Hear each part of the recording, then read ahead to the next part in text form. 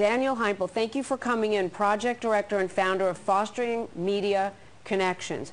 The media, you say, can play a role, and you're playing a huge role in reaching out through, I guess through the media really, to impact our youth. In what way? You're going to be speaking too before the Senate Caucus on foster youth in D.C. on July 14th.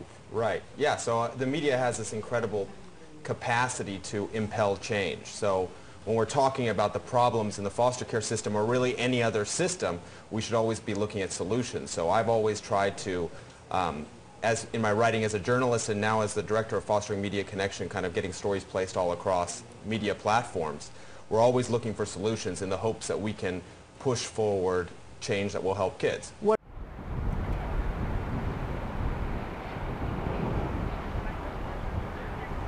That we're trying to change. But until someone comes along, maybe one of you has an extra $1 billion in your pocket, let me know. Maybe Chuck, you have something. Until then, Daniel is doing his mission work to get reporters to earn the media. That's what we call it. We're earning the media. You can buy it if you have the money. If you don't, you have to earn it. You have to fight for it. You have to work for it, and you generate it for free, and it has a great impact.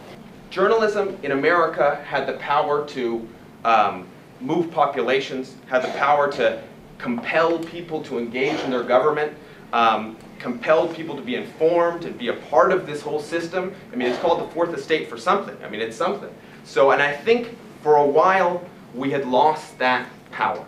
But I've run around this country. I've talked to journalists in Baltimore. I've talked to journalists in Seattle. I've talked to journalists all over the place. We've recruited journalists that have won prizes from the Child Welfare League of America. The Anna Quinlan Prize was for a series that was done on KPCC, Southern California's NPR. Other journalists are winning prizes, are getting stories out there that are pushing forward this issue. So what that tells me is that we could change, potentially, the way journalism is done. Because I don't think any conversation should happen unless a solution is involved. So I don't really care too much for journalism that reports on problems alone. So I've gone out and aggressively tried to change the way journalism works so that kids can benefit. And if we can reinvigorate the Fourth Estate, I think that we can create a child-first political movement. I think political power will not be measured in your friends on Wall Street, but how many kids you have at your back. So that's where we're trying to go, and I'm happy you guys are here to talk, and I'm looking forward to all the questions, and thanks everybody for arranging this. Thank you so much. Thank you. I'm thrilled about the beginning of our series. I know Senator Grassley was here earlier, and he and I are committed to help just use our power as leaders to organize wonderful people like yourselves that are interested in helping us to reform the foster care system. And by reform, I mean this. Generally speaking, in our country, I believe we should have a system where when children and families run into difficulty, for whatever reason, the parents are not able or willing to raise the children safely, there should be, in America, a federal, state, private sector system established where the children would temporarily, and I stress the word temporarily, move to a place where they can receive care and support, and there are efforts then made to try to reunify the children with that family in a short-term, temporary, 1 to 3 year kind of situation, 3 years at the max.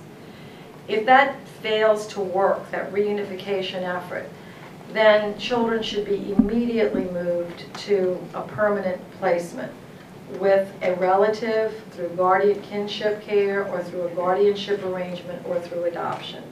That's when I speak of reform. I mean, that's the only reform I can see or understand, because A, children can't raise themselves. They shouldn't be required to, and everybody deserves a family.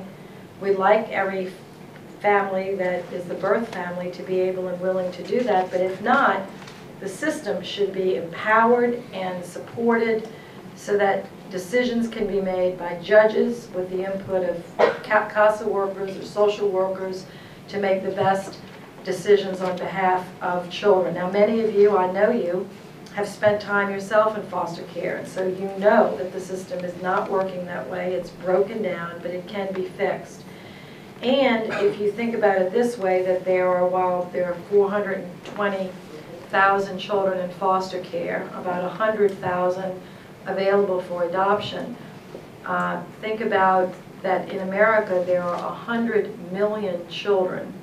There are 350 million in our population, roughly a third are children. So we have 100 million children in America. We have about 420,000 in foster care. So that is, what, less than a half a percentage point. I believe that we can find a solution. You know, if we were talking about finding a solution for 100 million kids, that would be a big, big reach. It's a big number. It's a third of our population. But we're talking about 420,000 children. You would think that the country with these assets that we have could figure out how to reach less than 1/2% of the children. So this is not, when people say to me, oh, we don't have the money, I say, you know, that's hogwash. The money is there. It's just not being directed appropriately because these numbers are relatively small. This is an absolutely doable situation to move children in and out of temporary foster care so that every child ends up either back happily with their birth parents supported with community services or happily moved forward into a permanent guardianship or kinship or domestic adoption or international adoption, which is an option as well. Very few of our children are internationally adopted, but it is open and authorized by the law so that every child has a family they can call their own for as long as they live. God bless you. Thank you so much. Our expectation is that the family is being prepared to be the youth's parent for life. Legally, if the youth allows, and morally, if the youth has an opposition to legal adoption. But either way, the youth always knows that they have a family that we developed for them for a lifetime, and that this family is their safety net in a world that can sometimes be cold and cruel to often unskilled young adults with no parents, no family, no people, no tribe. I run a big business, actually. It's a $650 million business. I got 16 sites and 2,500 employees in Baltimore City. It's the 4th largest state agency. I'm bigger than the state police, right? It's very, very lucky for me that all of my employees care about kids and families. And they come to work every day and they really believe. And that's very fortunate for me. And it's just not good enough, right? Because we can all hold hands and sing Kumbaya for the next couple hours, and let me assure you the world will not be a better place as a result of it, right? We actually have to do things.